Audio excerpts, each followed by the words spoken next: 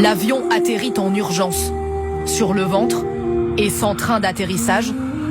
Il ne parvient pas à ralentir. Mais au bout de la piste, il y a un mur en béton contre lequel il explose.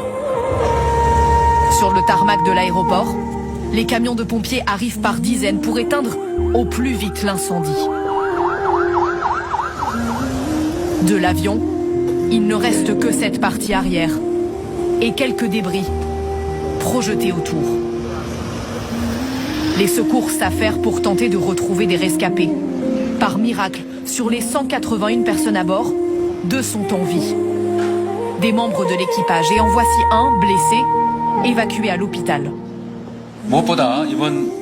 Je présente mes plus sincères excuses et condoléances à tous ceux qui ont perdu la vie dans cet accident, ainsi qu'à leurs familles.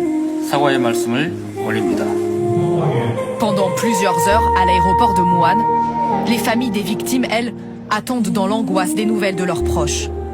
Au fur et à mesure, la compagnie annonce le nombre de corps identifiés jusqu'au bilan définitif, 179 morts. C'est l'accident le plus meurtrier de l'histoire du pays. L'avion a décollé de Bangkok en Thaïlande ce matin, avec pour destination Muan en Corée du Sud. Quelques minutes avant son atterrissage, on voit une flamme au niveau du réacteur droit. L'appareil pourrait avoir heurté des oiseaux. Le pilote aurait alors émis un message de détresse.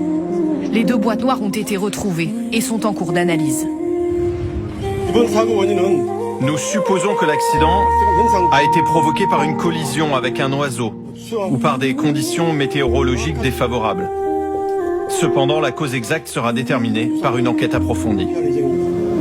À l'aéroport de Muan, la plupart des vols prévus demain ont été annulés.